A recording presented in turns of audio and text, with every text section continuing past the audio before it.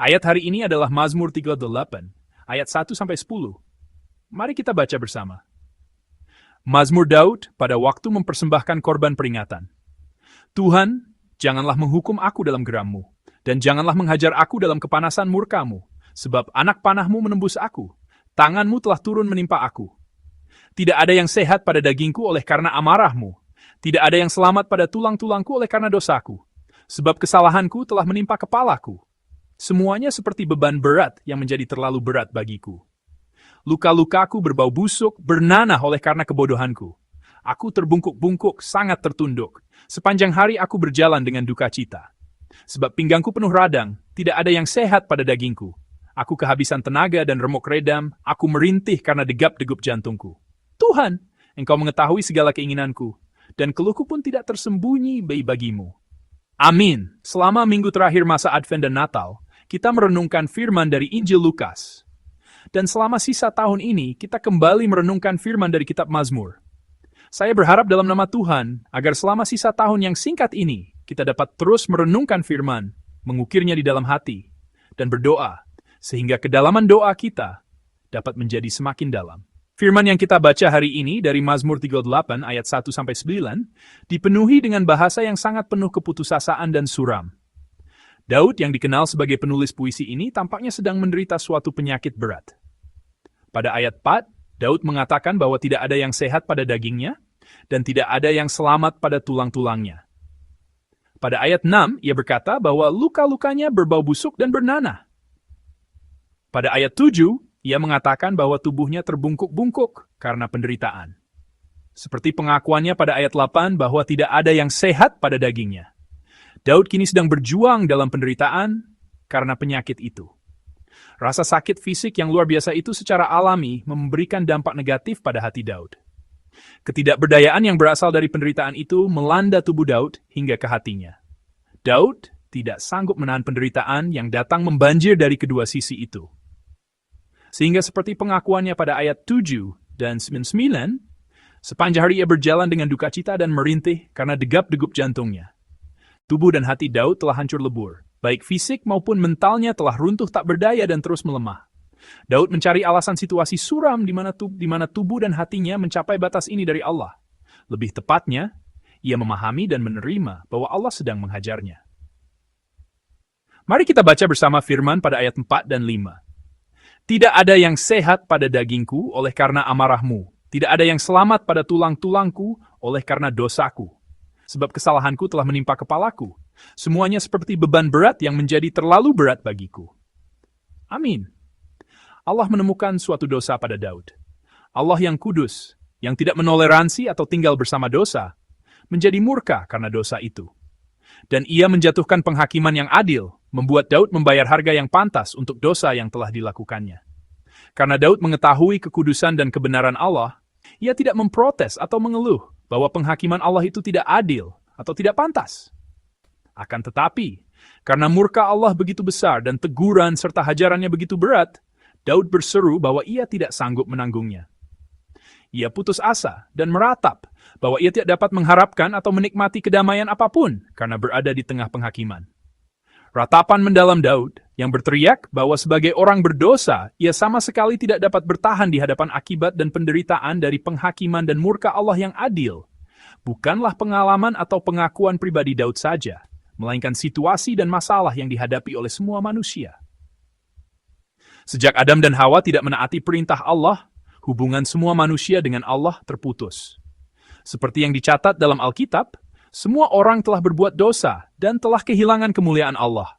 Mereka menjadi makhluk yang dikuasai oleh dosa, bukan oleh Allah, menyembah dan mengikuti berhala serta hal-hal yang sia-sia, dan melakukan apa yang benar menurut pandangan mereka sendiri.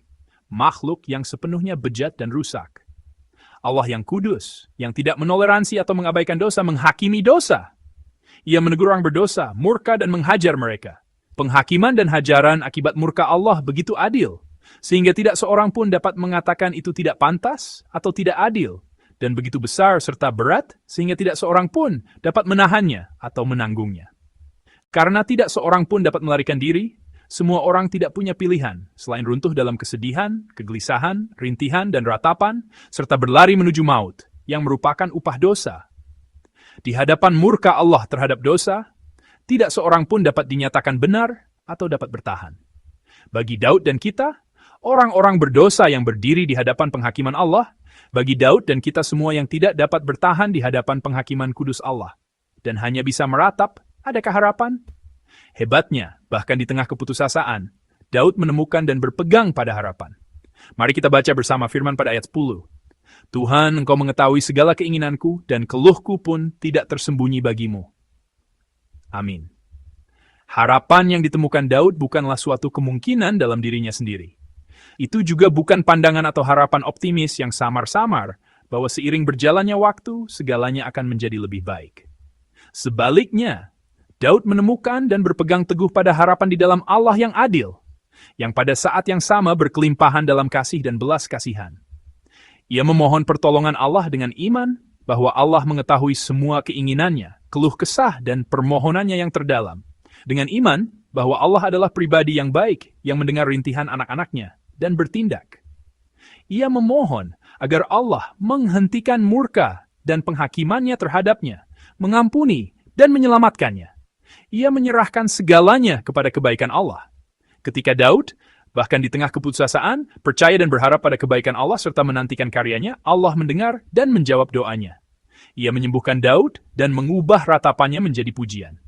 Bukan hanya Daud yang mengalami kebaikan Allah. Alkitab bersaksi bahwa Allah begitu mengasihi dunia ini, sehingga ia mengutus anaknya yang tunggal ke dunia ini.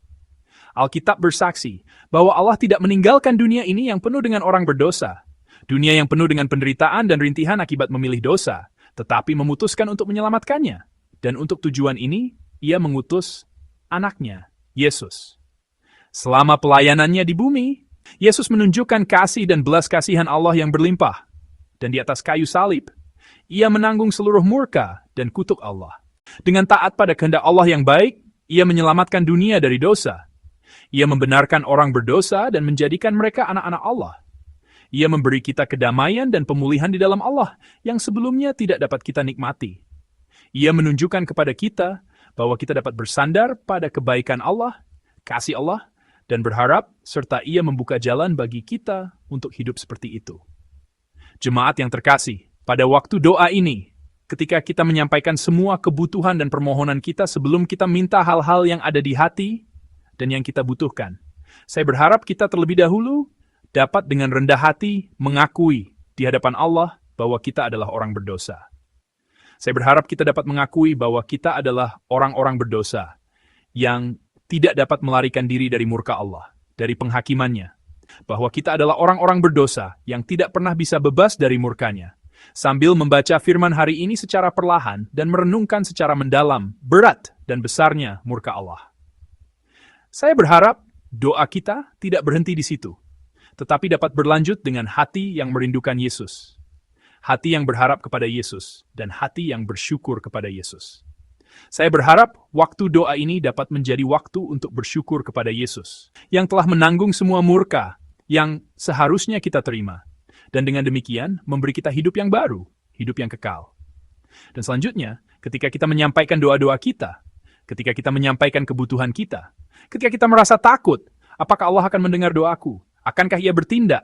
Akankah ia menyertai aku, orang berdosa ini? Saya berharap kita dapat mengingat Natal yang kita peringati bersama kemarin, dan memandang salib untuk mendapatkan keberanian dan pengharapan. Karena Yesus telah menanggung murka Allah, kita telah dibenarkan. Allah adalah pribadi yang baik, penuh kasih, dan berbelas kasihan yang mendengar serta menjawab doa-doa kita. Kiranya hari ini menjadi hari di mana kita dapat berdoa dengan berani dan hidup dalam pengharapan sambil mengingat fakta itu. Siya magwalang bulay ni Thane.